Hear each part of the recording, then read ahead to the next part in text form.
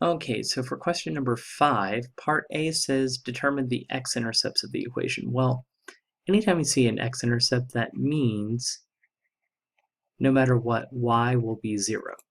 So if I zoom in here and take a look at this first part, I can see that that means that y is going to be 0 no matter what.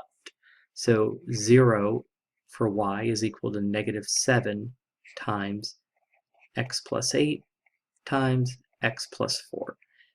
Now, one of the rules about mathematics is if I see things being multiplied together and it equals 0, that means I can break it apart into 3 different problems and say, well, that means that either -7 is equal to 0, or x plus 8 is equal to 0, or that x plus 4 is equal to 0. Now, clearly, this right here, -7 equals 0, is nonsense. That just can't happen. So I toss it out and ignore it. So that means I'm left with x plus 8 equals 0 or x plus 4 equals 0. Well, if I solve this first one right here, you'll see that I get x is equal to -8. So that's one possibility.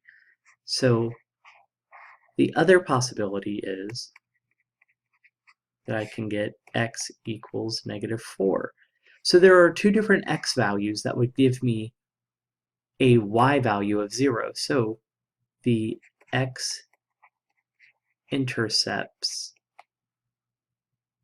are, for this problem, when x is -8, y is 0. I also have that when x is -4, y can also be 0 again. This is my answer to part A. Now, taking a look at part B, determine the vertex of the equation. Okay, well, I know that a vertex is a coordinate. So a vertex has an x and a y. The vertex x coordinate, so vertex x, is halfway, so halfway between the x-intercepts. Well, if I go back to part A, the x-intercepts were -8 and -4. To find what's halfway between them, I just add them together and divide by 2. So the x part of the vertex is going to be -12 over 2. Well, -12 over 2, that's -6. Oh, so that tells me that -6 is the vertex x coordinate. Well, you'll notice this tells me that y is equal to all of this stuff if I know the x value. So I can just take this and plug in that same x value. So I can say that my vertex y is equal to -7 times x, and it was plus 8 times x plus 4. And the x value that I'm going to plug in is this x value. So -6, -6. And now order of operations here, -6 plus 8, that's going to be 2 times, this is -2. So -7 times 2 times -2. That is going to give me positive 28. So taking a look here, that means that my vertex is an x comma y, and the x value that we found was -6. The y value that we found was 28. Voila, there we go.